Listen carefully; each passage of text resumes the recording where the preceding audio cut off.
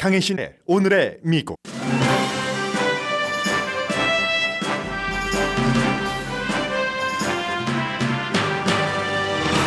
이스라엘의 가자지구 공습으로 가자는 더 이상 안전한 곳이 없습니다.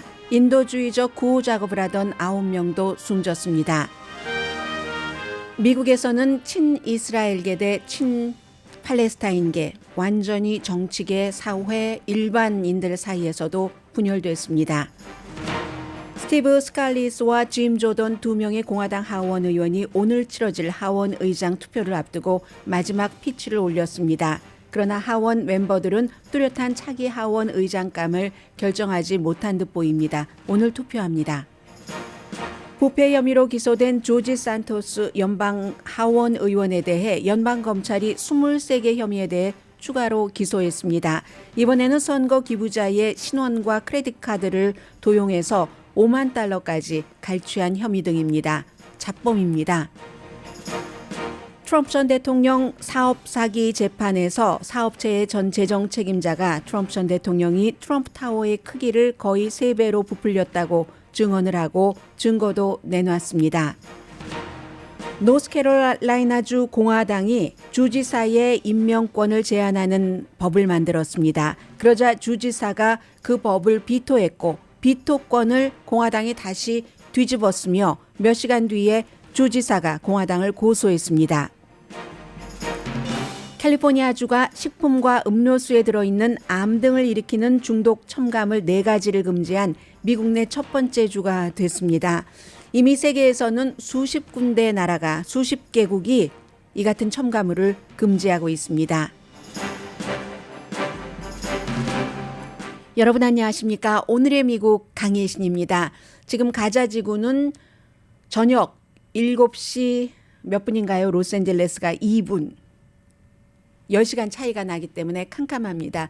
오늘 저는 여러분들과 함께 이 다른 뉴스를 해보려고 아무리 노력을 해도 이 뉴스를 전하지 않을 수가 없습니다. 그리고 워싱턴 포스트에 팔레스타인 시인이 쓴 글, 또 뉴욕타임즈에는 아버지는 주이시, 어머니는 개신교인, 그런 퓰리처 상을 받은 기자가 역시 또 이스라엘 입장 좀 비슷하다고 저는 느껴졌습니다.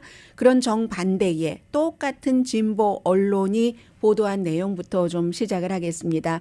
먼저 워싱턴 포스트의 팔레스타인 시인인 젊은 시인입니다. 모삽 아부 토하, 지금 가자지구에 살고 있습니다. 이렇게 씁니다. 제목 자체는 지금 가자지구에서는 이스라엘이 열심히 공습을 하고 있습니다. 전기도 들어오지 않고 가자에서는 아무도 그들이 보고 있는 그 상황을 믿지 못한다. 자신들의 눈을 믿을 수 없다는 겁니다.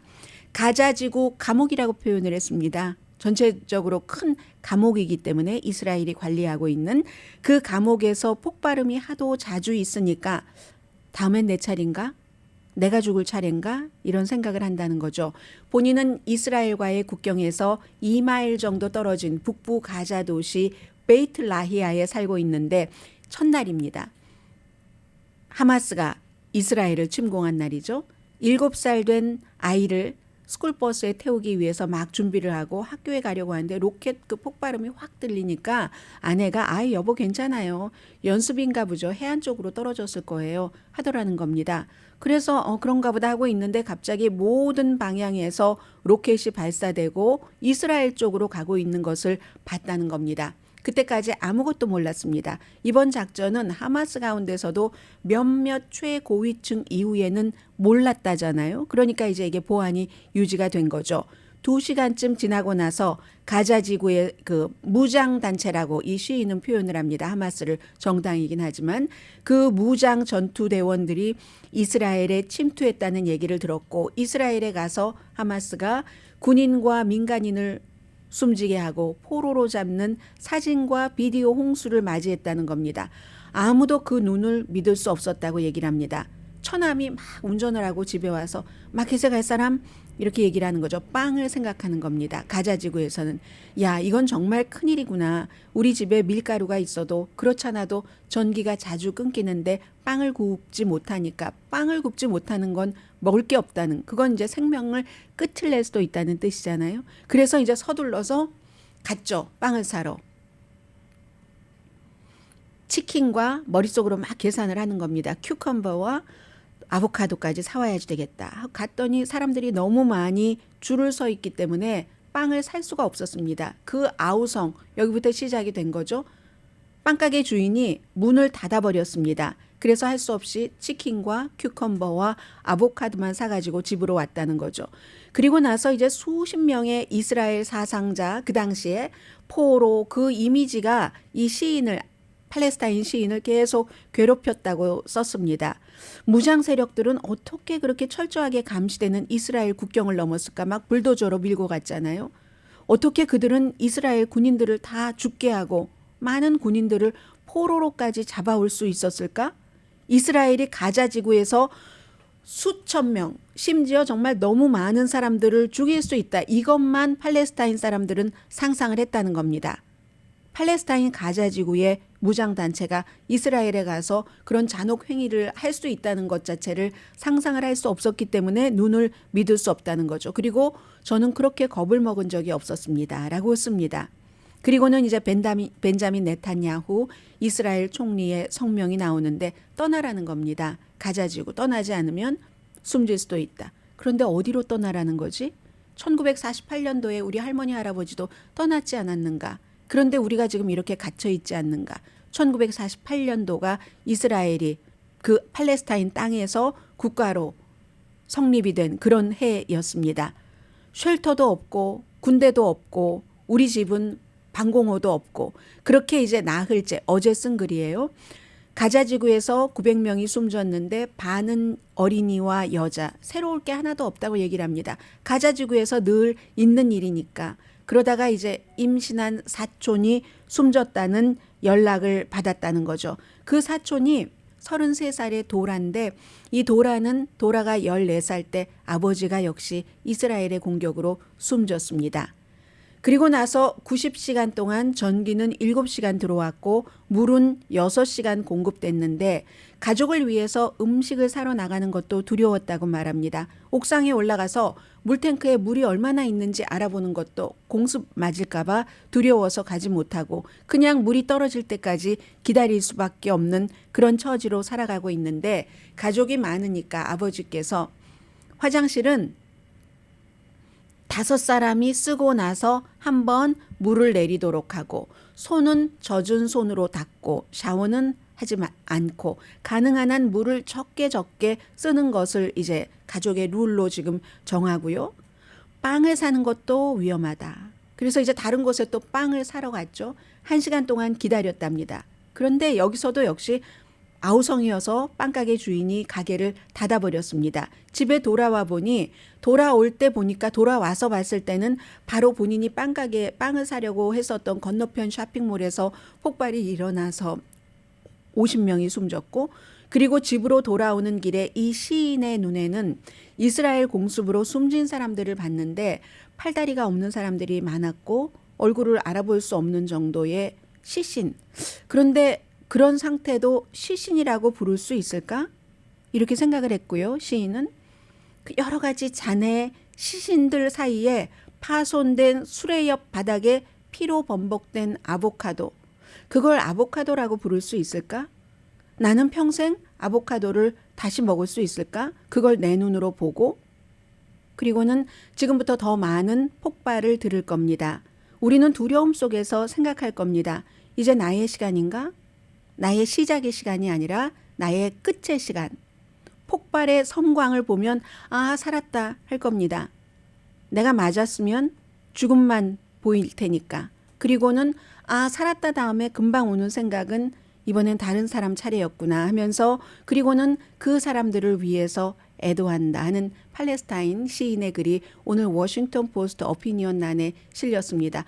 어젯밤에 제가 자기 전에 휴대폰으로 이렇게 볼 때 댓글이 1000개 정도 달렸었거든요. 오늘 아침에 한 7시경에는 2225개의 댓글이 달린 글입니다. 이제 이 정도 보면 이스라엘이 가자 지구에 그렇게 심각하게 한단 말이야 라고 생각할 수 있는데 그리고 나서 이제 출근을 해서 뉴욕타임즈에 아주 그 퓨리처 상도 받았고 정리를 잘합니다. 정리를 잘하는 이제 그 데이빗 레오나르트라는 아버지가 주이시예요. 이분이 쓴 글입니다. 하마스의 인질들 전례 없다는 제목입니다. 그리고 이제 쭉 쓰죠. 젊은 엄마와 여러분들께서 아마 비디오로 많이 보신 상황일 수도 있습니다. 쉐리 비바스라는 젊은 엄마가 어린 아들이에요. 4살과 9개월 된 빨간 머리의 두 아들을 이렇게 안고 있습니다. 인질로 끌려가는 젊은 엄마입니다. 그리고 34살의 도로네셔 카츠 픽업 트럭 뒷좌석에서 눈을 가린 채 앉아 있습니다. 뭐 하얀 것으로 씌우지 않았던가요? 옆에는 어머니 에프라츠 카츠 67세 딸인 5살 뭐 또 3살 자녀도 있었습니다.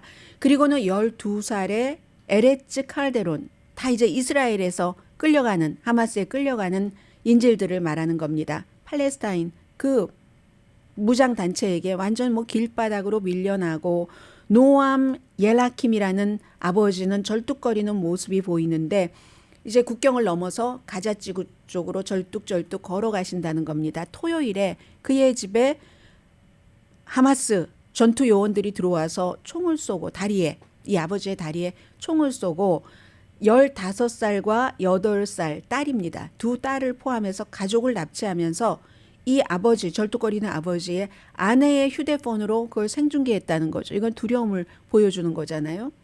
그리고 85살의 야파 아야드 역시 하마스가 가자지구로 이제 데리고 가는 골프카트에 앉아 있는 모습. 이 영상이 이제 세계에서 가장 많이 본 그 이미지의 여성입니다. 85살이나 되셨습니다. 그런데 이제 이분이 여러 가지 그 만성 질병이 있기 때문에 심장, 폐 질환으로 약을 복용해야지만 됩니다. 그러니까 손녀가 워싱턴 포스트와 인터뷰에서 약 없으면 순간순간이 저희 할머니에게는 공포입니다라고 얘기를 했죠. 가자 지구에 이 같은 수많은 스토리들이 있잖아요. 인질에 대한 것은 전례 없는 일입니다. 뉴욕타임스 기자가 쓰고 있습니다. 가자 지구 대부분을 통치하고 있는 무장단체 하마스가 이번에 약 150명을 납치했는데 대부분 인질이 민간인이라는 거 강조했고요. 아무리 하마스가 민간인이 아니다. 점령지에 살고 있으면 민간인이 아니다라고 얘기를 해도 그냥 일반인이 볼 때는 민간인 맞습니다. 하마스는 그들을 이스라엘이 공습을 가자지구의 집 같은 데 하면은 타격을 줄 때마다 한 명씩 처형한다. 그리고 그 살해 장면을 녹화하겠다고 위협을 하고 있는데 이 기자도 이 말은 안 썼네요. 경고 없이 공습을 할 때 하마스는 그렇게 얘기를 했습니다. 경고 없이 공습을 할 때는 인질들을 한 명씩 처형할 것이다. 이 얘기를 했고요. 북한이 나오네요. 여기서. 러시아나 북한처럼 세계에서 가장 잔혹한 정부조차도 현대 어떤 정부도 인질을 인간 방패로 활용하거나 공개 처형 위협을 한 적이 없습니다.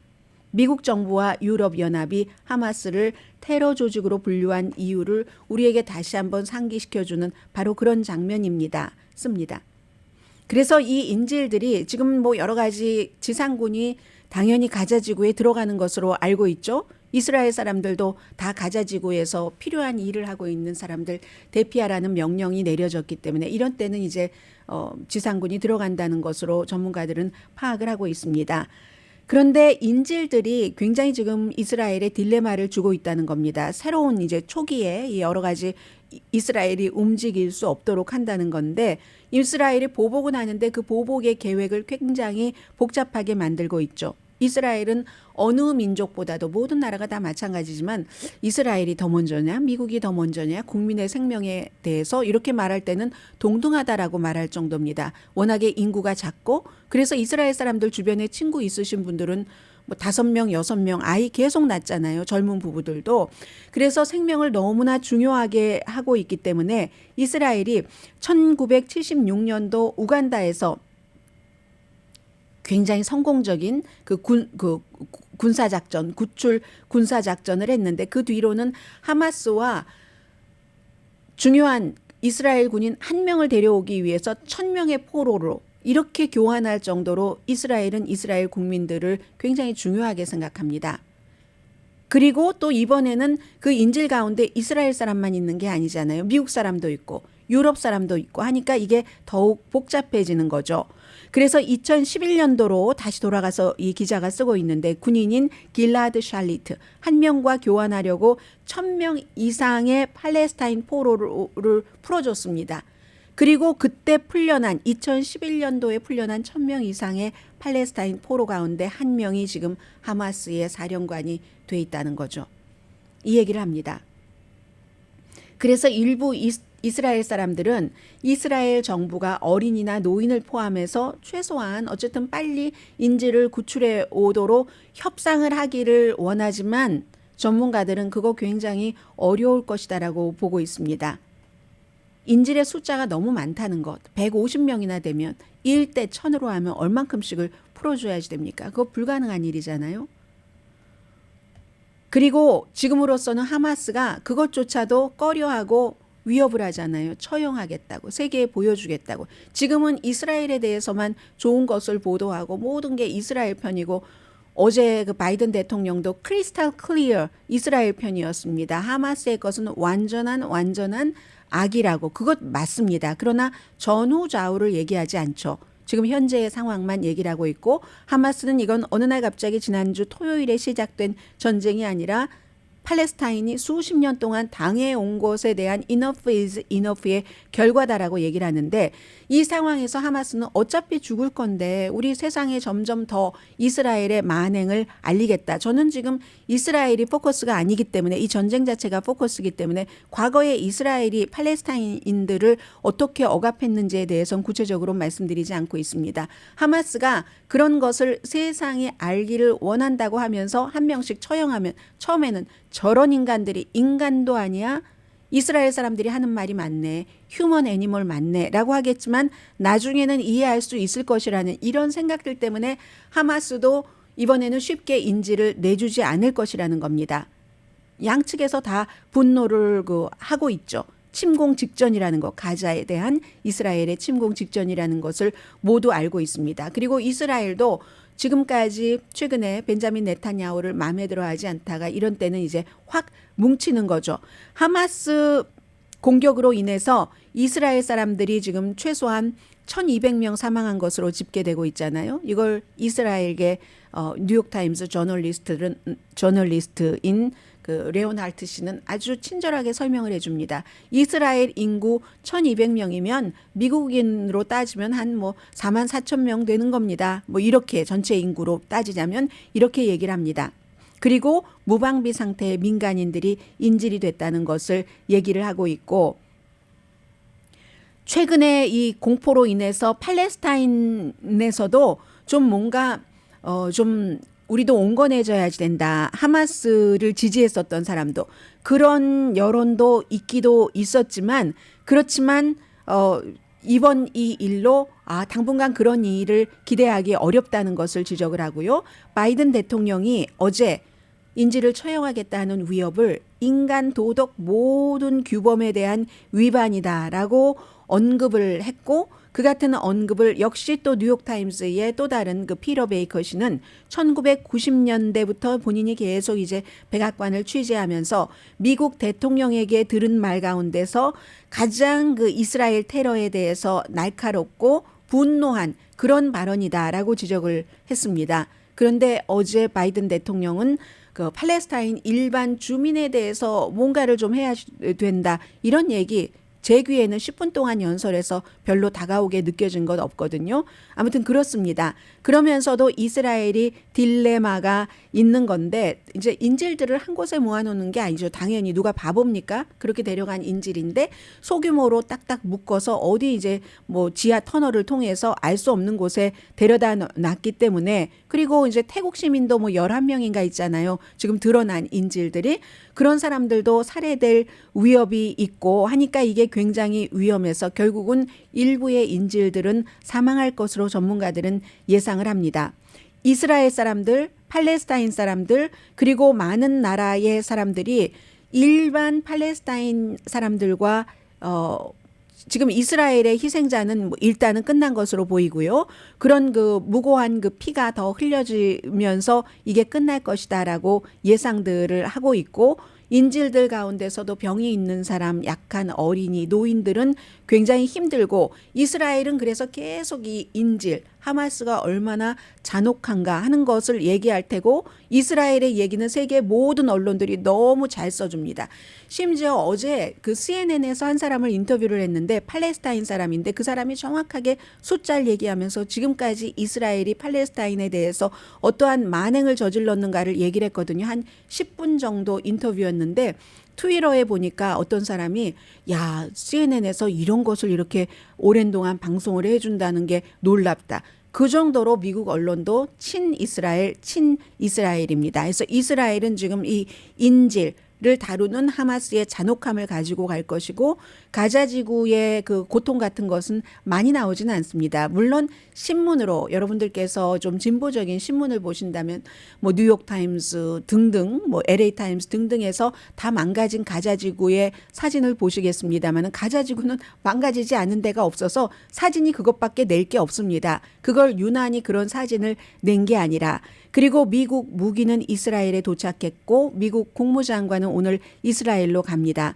레바논 국경에서 이스라엘과 약간의 그 레바논 헤즈볼라의 교전이 있고 하마스는 이 트위터, 그 X의 폭력적인 비디오를 계속 올리고 있고 국내에서는 하버드 대학교 전 총장이 학생들이 이스라엘 너무한다. 이스라엘에 책임이 있어. 이런 일이 일어나는 데는 하는 것에 33개의 학생단체가 서명을 했다고 해서 하마스가 아니라 하버드의 전 총장이 막 하버드 대학교를 욕하고 그 사람은 한 번도 레리 서머스요. 전에 재무장관도 했었던 한 번도 팔레스타인의 고통에 대해서는 얘기한 적이 없습니다. 진보적인 대학 총장으로서. 그리고 의회에서는 케빈 맥카티가 바이든 대통령과 민주당을 엄청 비난을 했습니다. 어제. 왜냐하면 미국에서 지금 첫 번째 팔레스타인계 또 유일한 팔레스타인계 연방 하원 의원 라시다 트라이브 트럼프 전 대통령이 엄청 싫어했었던 뭐 몇몇 사람들과 함께 이란 오마르 뭐 이런 사람들과 함께 미시건이 지역구잖아요. 본인이 팔레스타인계입니다. 뭐라고 얘기를 했냐면 어떤 사람 어떤 어린이도 폭력의 두려움 속에서 고통을 받거나 그렇게 살아서는 안 됩니다. 지금 이스라엘이 가자를 폭격하고 있으니까 포위, 점령, 인종차별 하에서 수십 년 동안 살아가는 그런 사람들의 고통, 폭력적인 현실을 인식하지 못하는 것은 결국은 누구도 안전하지 않습니다. 그런 가해자나 피해자나 그런 얘기를 하면서 이건 인간성의 문제입니다. 우리나라가 미국이 본인 이제 팔레스타인계지만 우리나라가 그 같은 정책을 쓰고 있는 이스라엘을 수십억 달러를 무상으로 지원을 하고 이런 것들이 끊기지 않는 한 이 악순환은 계속됩니다. 이런 말을 했거든요. 이걸 비난하지 않는다고 코리 부커도 비슷한 얘기를 했어요. 민주당에 정의롭고 지속적인 평화를 이루려면은 이스라엘의 그 점령 그리고 점령지를 확대하고 팔레스타인을 정말 무차별하게 그런 억압하는 이런 것을 중단을 해야지 된다. 그래야 트라우마가 끝난다라고 얘기를 했거든요. 그랬더니 공화당의 케빈 맥카티 전 하원 의장이 바이든 뭐하냐, 민주당 지도부 뭐하냐 이런 것 욕하지 않고 이렇게 얘기하는데 이런 말을 해서 사실은 공화당 의원으로부터 뿐만이 아니라 미국의 민주당 자당 의원으로부터도 리시다 틀라이브, 코리 부시 하원 의원, 상원 의원 엄청나게 비난을 받고 있습니다. 세계는 이스라엘 편입니다.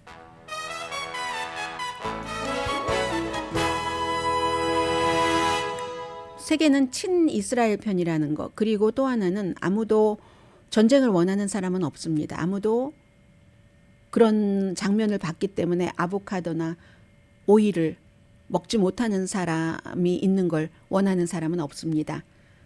잠시 뒤에 미국 뉴스 전해드립니다. 라디오 서울방송 오늘의 미국 듣고 계십니다. 오늘 지금 하원 의장을 선출하는 게 미국의 아주 중요한 스케줄인데 전부 뒤로 밀려버리네요. 큰 변화는 없습니다. 다만 이제 공화당이 어제 뭐 라이브 링크도 걸어주고 하던데 스티브 스칼리스 루이지아나가 지역구인 공화당의 윕 서열 그 2위입니다. 하원 의장 다음에 그리고 짐 조던이라는 오하이오주의 프리덤 코커스를 만들었고 초대 의장이었던 사람 두 사람이 이제 열심히 그 동료 의원들에게 저에게 찍어주세요 하고 연설을 했는데 극우 하원 의원들이 중요하잖아요. 이번에 표를 케빈 맥카티 하원 의장을 쫓아냈을 때처럼 그들이 아마 마음을 정하지 못한 것처럼 보입니다. 그래서 어쩌면 심의 같은 거 오늘 마지막 뭐 얘기하고 또 누가 케빈 맥카티도 다시 하원 의장 후보로 추천을 한다고 하니까 좀 길어질 수도 있고요. 뭐 여러 가지 그 상황이 있겠지만 218표가 아니라 이번에 217표를 받으면 된다고 하고요. 그리고 8명 케빈 맥카티 하원 의장을 내쫓은 그 8명 가운데 포함된 댄 비숍 아주 그 유명한 사람이죠. 노스캐롤라이나가 지역구인 프리덤 코커스 소속입니다. 이 의원이 오늘 아침에 여러 매체와 인터뷰하는 것 보니까 첫 번째 투표에서 많은 표를 받은 사람이 아마 당선될 가능성이 있는 것 같다. 이렇게 얘기를 하고 있고 온건파는 여전히 케빈 맥카티 쫓아냈다고 분노를 하고 있고요. 어제 이제 기본적으로 이제 차기 하원 의장이 될 가능성이 높은 두 사람이니까 스티브 스칼리즈의 경우는 국경, 이민 이런 문제에 굉장히 중점을 뒀고 짐 조던은 정부 그 무슨 뭐 자금 같은 것 뭐 공화당이 얘기하는 아주 이거 뭐 케빈 맥카티 쫓아냈을 때 했었던 그런 거잖아요. 돈을 뭐 절약해야지 되고 지출 줄여야지 되고 거기에 포커스를 뒀다고 하는데 정말 웃기네요. 이거는 두 후보 모두 아니네요. 그 스칼리스 후보에게는 웃긴다는 말을 표현하면 안 되는 것 같은데 연방 정부를 11월 17일에 또다시 문을 닫을 수가 있잖아요. 지금 임시로 열어 있는 거기 때문에 그걸 또 민주당과 임시로 정부를 열기 위해서 협상을 했다는 이유로 쫓아냈잖아요. 짐 조던이 속해 있는 프리덤 코커스 등에서. 물론 짐 조던은 거기에 표를 던지지는 않았지만 그래서 임시 자금 법안이 필요하다. 연방정부 문 닫지 않도록 하겠다는 거예요. 또 아무튼 그런 얘기. 강경파들이 맥카시를 축출한 그 이유 중에 하나인데 그런 강경파가 프리덤 코커스라고 또 프리덤 코커스로서 후보에 나선 짐 조던에게는 투표를 할 거 아니에요. 그러니까 약간 웃기네요. 그래서 보수주의자들은 걱정이라기보다 짐 조던을 지지를 해야지 돼 하는 것 가운데 하나가 스티브 스칼리스가 지금 그 아픈 사람이기 때문에 치료를 받고 있고 하기 때문에 그의 건강이 그래서 어디 하원 의장을 하겠어라고 하는데 그러니까 항암 치료를 받고 있습니다. 다발성 골수종으로 항암 치료를 받고 있는데 또 누구는 스칼리스가 아니라 짐 조던을 지지하는 사람은 저 사람 항암 치료 지금 더 받아야지 되는데 이거 하원 의장 되려고 뭐 중단했어. 사실은 며칠밖에 되지 않았는데 이런 얘기들 많이 하고 온건파 의원들은 특히 이제 짐 조던이 어떠한 의원의 선거를 도울 수 있는 의지가 있는가 능력이 있는가를 의심하는 사람들이 많습니다. 짐 조던은 공개적으로 지금까지 뭐 하원 의장은 다른 의원이 캠페인을 해서 선거에서 당선되도록 하는 게 하원 의장의 임무는 아니야. 뭐 이렇게 얘기한 적도 있고 실제로 누군가가 지역구에서 우리 지역구가 굉장히 막 보수적이고 좀 극단적인 그런 성향이 있어서 그러면은 이제 프리덤 코커스를 굉장히 좋아하잖아요. 짐 조던이 초기 2015년도에 창립을 했고 그때의 공동 의장이었으니까 그러니까 나한테 와서 한번 선거 유세 좀 해주세요. 그럼 큰 도움이 될 것 같아요. 했는데도 어떤 의원이 3번이나 거절하더라 하면서 이 사람이 하원 의장이 되면은 그렇게 해주겠는가. 프리덤 코커스에 다 깨버리자. 부수자. 박살내자. 이것만 갖고 갈 텐데 하는 그게 이제 이 짐 조던은 약점이고 스티븐 스칼리스는 그에 비해서 굉장히 선거 자금 기금 모금 능력도 뛰어나고 기본적으로 이제 당을 뭉치자 하는 성향이기 때문에 그건 좋은데 뭐 항암 치료를 받고 있으니까 그게 아주 큰 문제가 되고요.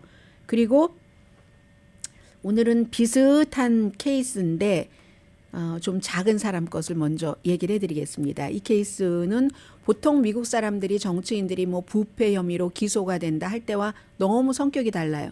가장 최근에 잘 알고 계시는 밥 메넨데스 뉴욕이 지역구인 연방 상원 의원이 본인과 부인이 부패 뇌물수수 혐의로 기소가 됐는데 아주 복잡하잖아요. 이집트계 사업계와 이집트의 국가의 뭐 무기 거래 등등 아니면 농산물 거래 등등으로 해서 대가를 주고 뭐 골드바, 캐시, 자동차 등등을 받았다. 본인은 무죄를 주장하고 있지만요. 그러나 이제 돈을 거기서부터 받은 증거 같은 것은 있고 뭐 봉투에 그 사람의 그 사업가의 지문도 있고 등등 뭐 사고 나고 와이프가 당시의 여자친구가 사람을 치워 죽이고 그리고도 현장에서 막 그냥 아무 뭐 경찰서 별다른 조사도 받지 않고 풀려나고 등등 여러 가지. 나중에 그 자동차는 그 사업가가 사줬고 등등 뭐 이런 것들 이렇게 복잡하게 얽히고 설키잖아요. 거기에 비해서 지금 말씀드리려고 하는 조지 산토스라는 초선 의원입니다. 이 초선 뉴욕의 3지구 원래 민주당이 굉장히 강한 곳인데 너무 강해서 저런 사람이 되리라고 생각하지도 않고 민주당 지도부에서도 큰 지원을 하지 않고 후보도 방심을 한 거죠. 그 사이에 이 사람이 기억하실 거예요, 여러분.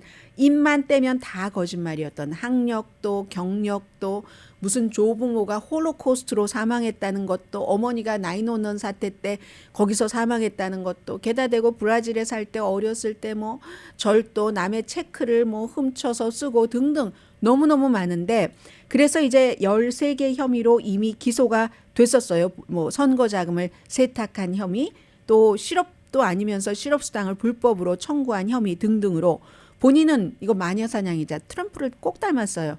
마녀사냥이다. 나는 아무런 죄가 없다. 이렇게 얘기를 하고 있는데 이번에는 어떤 혐의였냐면 어제는 구체적으로 신분절도. 그러니까 첫 번째 것과 조금 연관이 되는 겁니다. 연방 하원 의원이에요. 435명밖에 안 되는 공화당입니다. 신분절도와 다른 사람의 크레딧 카드 데이터를 절도를 해서 뭐 와이어 사기와 신분절도 혐의인데 그래서 이제 그 어떤 돈은요, 뭐 $12,000는 본인의 어카운트로 직접 빼돌리기도 하고, 그리고 또 뭐 그걸 다른 어카운트 중간 돈 세탁이죠. 그러니까 그렇게 해서 몇만 달러를 상대는 당했는지 알지도 못하는 상황에서 막 그렇게 돈을 해서 드셨다는 얘기입니다. 연방선거관리위원회에 거짓말하고 지금 그 선거자금 여기에 있다 하는데 하나도 없어요. 본인이 다 가져다가 그거로 뭐 사치도 하고 뭐 돈도 뭐 어떻게 쓰고 했었다는 그런 것에 대해서 이제 어제 다시 기소가 됐다는 겁니다. 10월 27일에 법정 출두를 하거든요. 너무 잡범이잖아요. 35살밖에 되지 않았는데. 그러니까 어쩌면 이런 사람들이 정치에서 길게 일하면 더 큰 위험이 있다 하고 처음에 이런 일들이 일어났었을 때 이건 하원 자체에서 이제까지 그 같은 결론을 내린 경우가 드물다 할지라도 쫓아내야지 된다 할 때 누가 막아줬어요? 케빈 맥카티가 막아줬습니다. 당시의 하원 의장이. 당선되자마자 이런 일들이 막 드러났었기 때문에 그런데 본인이 하원 의장의 한 표가 너무 아쉬워서 이 사람은 무조건 케빈 맥카티죠. 처음부터 끝까지. 하니까 이걸 미정 미루고 그냥 돌봐주고 나는 그를 그렇게 할 수 없어. 유죄로 확정되기 전까지는 다 무죄 추정의 원칙이야. 이게 케빈 맥카티 하원 의장이 그렇게 많이 해줬었던 거고요. 아무튼 그런 일들이 있고 이 일도 결국은 주변 사람입니다. 잠시 뒤에도 이제 또 다른 케이스를 말씀을 드릴 텐데 우리 일반인들도 그렇잖아요. 결정적인 순간에는 가장 가까이서 나와 좋았던 사람이 나를 곤경해 내가 해결할 수 없는 그런 어려움에 빠뜨리게 되죠. 왜냐하면 그 사람이 살아야지 되니까. 그런 이유로 기본적으로는 좋다 나쁘다를 떠나서 선거보좌관이 선거운동 그 재정 기록 중 일부를 위조했다고 인정을 하고 나서 그게 며칠 전이었거든요. 뉴스가 하도 많아서 보도 안 해드렸는데 그리고 나서 이제 딱 그 증거를 잡아서 기소를 한 겁니다. 이게요, 가족이라면은 이제 35살밖에 되지 않았으니까 용서하고 봐주고 개인적으로는 그 범죄에서 희생된 사람도 다 봐줄 수 있습니다. 다시 한번 잘 살아보지. 기회를 줄 수 있잖아요. 그리고 기회를 주는 게 사실은 더 좋은 거고 35살밖에 안 됐는데 35살 아니라도 85살이라도 사람은 또 바뀔 수 없다고 하지만 바뀔 수 있는 가능성을 보고 가는 거잖아요. 인간은. 그러나 이 경우는 아니죠. 이 사람은 공직자잖아요. 미국의 여러 가지를 심판을 하고 결정을 내리고 정책에 대해서 그렇기 때문에 사실은 이게 유죄로 인정이 되면 자격이 없는 것이 맞고 지금까지 나와 있는 증거만으로도 사실은 자격이 없는 게 많은데 표가 아쉬우니까 케빈 맥카티 본인의 꼭 하원의장 아니더라도 222대 공화당 민주당 212 차이가 얼마 안 나잖아요. 9표밖에 안 나니까 한 사람이 나가면 큰일 나는 겁니다. 자, 이런 것 때문에 이제 이 케이스는 주목을 받는 거고요. 잠시 뒤에 캘리포니아주는 정말 여러 가지를 새로운 일들을 많이 합니다. 그리고 트럼프 전해드립니다.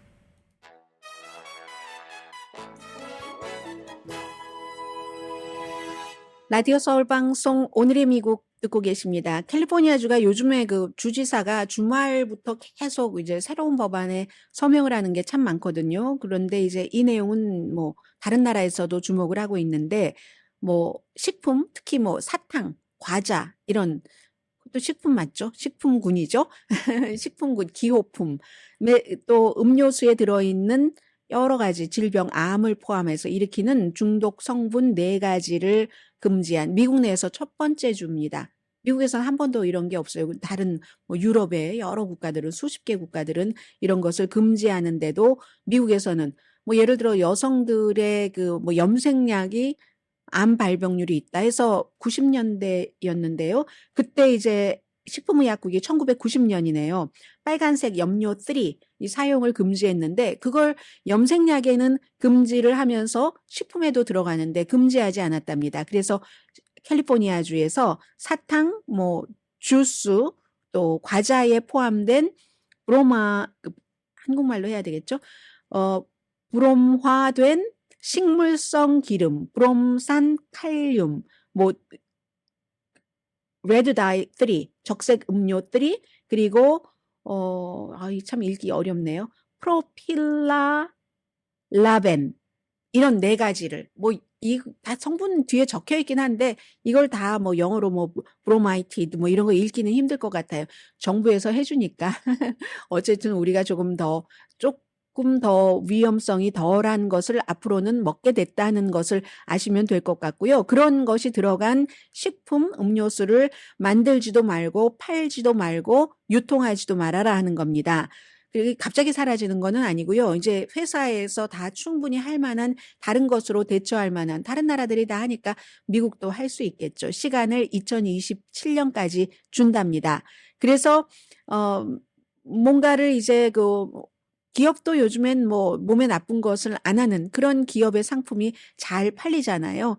해서 정부가 어떻게 염색약에서는 그걸 레드 다이 3를 빼고도 음료수엔 그렇지 않는가. 아주 유명한 상품도 여러분 사탕 드시는 유명한 상품에도 다 들어가 있다는 겁니다. 그 얘기를 쭉 뭐 NPR 방송은 하고 있던데 저는 상표까지는 말씀드리지 않고 그랬더니 이거 특정 상표를 뭐 시장에서 몰아내기 위한 거야. 음모론이죠. 그런 음모론이 많이 얘기가 됐었는데 민주당인 제시 가브리엘 의원이 발의한 것이고요. 스키틀즈 많이 드시잖아요. 초콜릿 같은 거. 그것이 이제 대표적으로 지금 우리를 없애려고 하는 거야. 뭐 이런 음모론 같은 것이 나왔습니다. 아무튼 어떤 식품이나 제품도 금지한다는 건 아니고 2017년 이전에 다만 이제 뭐 뭔가 재료라든가 아니면 뭐 조리법을 좀 수정할 수도 있고요.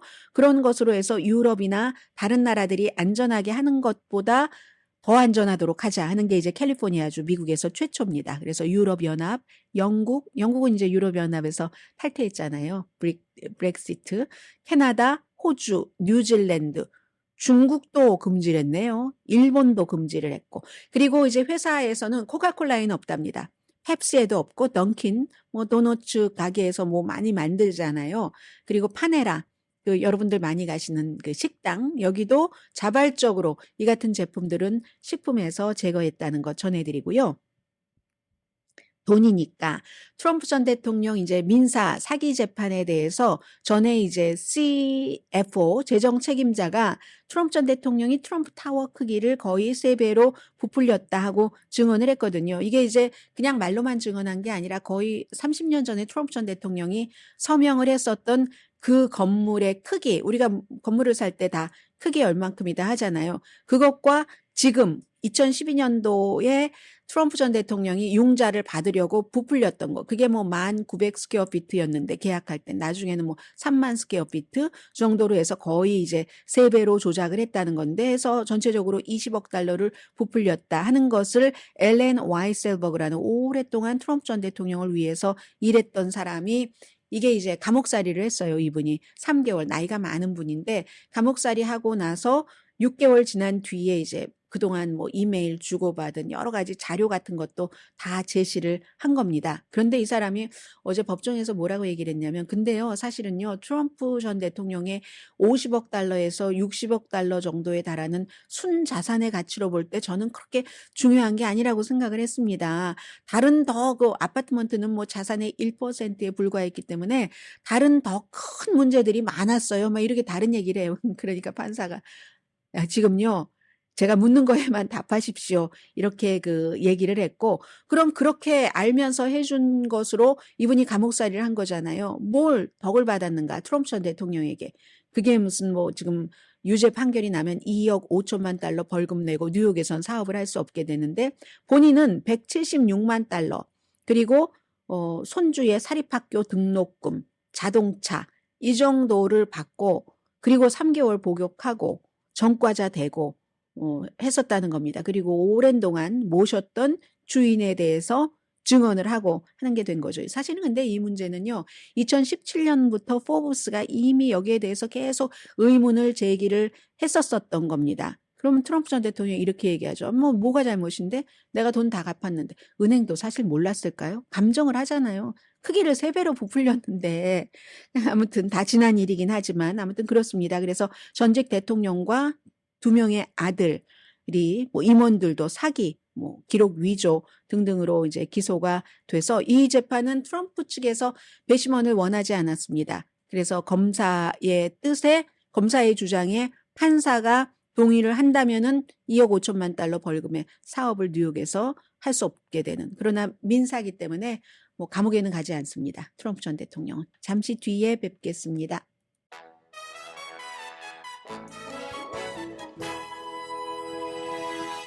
라디오 서울 방송 오늘의 미국 듣고 계십니다. 노스캐롤라이나 공화당이 민주당 주지사의 비토를 비토했습니다. 노스캐롤라이나의 의회는 공화당이 장악하고요.